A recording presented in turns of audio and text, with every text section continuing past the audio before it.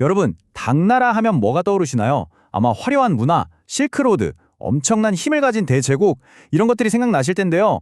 그런데 사실 당나라는요, 오늘날 우리가 아는 의학의 기틀을 다진 아주 놀라운 혁신의 시대이기도 했습니다. 자, 오늘 그 이야기 속으로 한번 들어가 보죠. 한번 상상해 보세요. 수많은 사람들이 오가는 장안의 활기찬 거리, 웅장한 궁궐. 당나라는 그냥 큰 나라가 아니었어요. 실크로드를 통해서 저 멀리 신라, 일본은 물론이고 인도, 아라비아 상인들까지 드나들던 그야말로 국제적인 도시였죠. 바로 이런 개방적인 분위기, 그리고 넘치는 번영이 새로운 생각과 과학이 마음껏 꼽힐 수 있는 최고의 자양분이 되어주었습니다. 자, 그럼 여기서 이런 질문이 생기죠. 이렇게 모든 게 찬란했던 시대에 의학은 대체 어떻게 그 자체만으로 황금기라고 불릴 만큼 엄청난 발전을 이룰 수 있었을까요? 오늘 저희는 그 비밀을 풀어줄 세 가지 핵심 기둥을 통해서 이 질문의 답을 찾아가 볼 겁니다. 첫 번째 기둥은 바로 시스템입니다. 이전까지는 의사 개개인의 경험이나 비법에 의존했던 의술을 나라가 직접 관리하는 거대한 국가 인프라로 만들어낸 거죠. 그러니까 핵심은 이거예요. 당나라 시대에 와서야 비로소 의학이 그냥 기술이 아니라 국가가 직접 교육하고 관리하고 또 지원하는 공식적인 전문직이 됐다는 겁니다. 이게 정말 중요한 변화인데요. 의학의 역사가 완전히 바뀌는 순간이었던 거죠. 이 국가 시스템은 크게 두 개의 축으로 움직였습니다. 하나는 태의서인데요. 지금으로 치면 국립의과대학 같은 곳이에요. 표준화된 교육을 담당했죠. 그리고 다른 하나는 상약국. 여긴 오직 황실 가족만 돌보는 최고 의료기관이었습니다.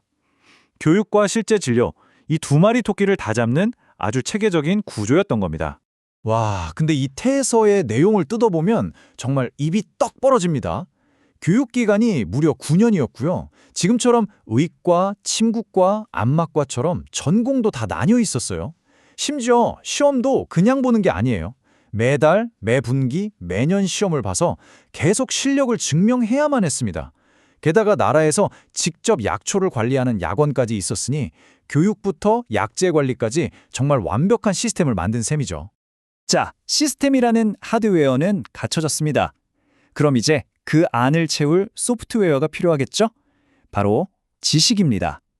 수당 시대는 그 이전까지 흩어져 있던 모든 의학 지식을 하나로 모아서 정리하는 거대한 프로젝트를 시작합니다. 여기 보이는 숫자 1104. 이게 과연 무슨 숫자일까요? 놀라지 마세요. 이게 당나라 때 나온 외대비요라는 의학책 단 한 권에 인용된 다른 의학책의 개수입니다. 무려 1104권이요. 정말 엄청나죠?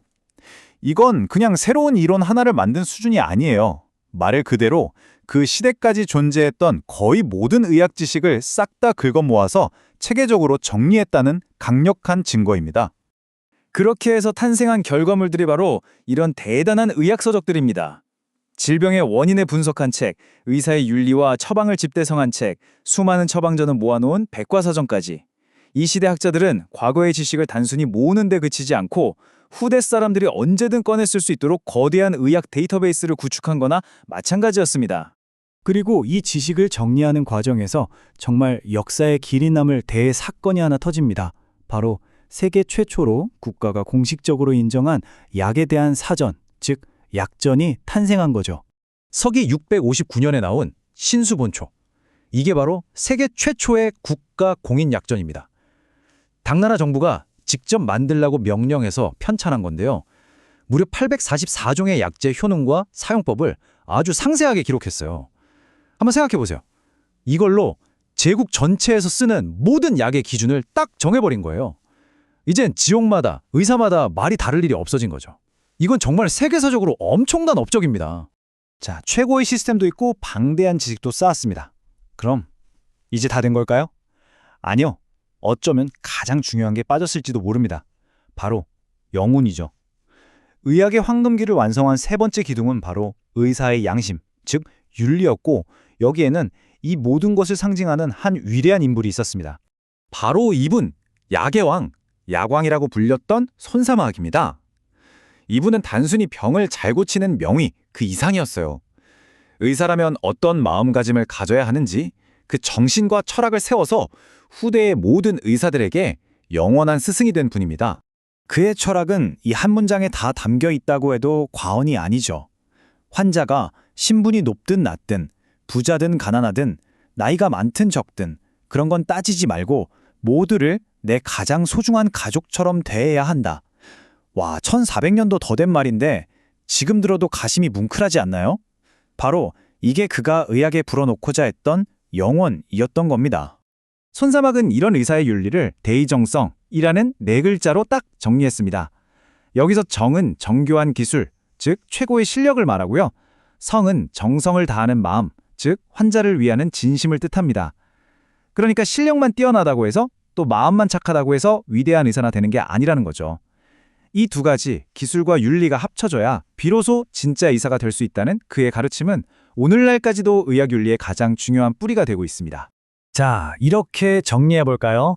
국가가 만든 체계적인 시스템, 모든 지식을 집대성한 지식, 그리고 의사가 가져야 할 따뜻한 양심.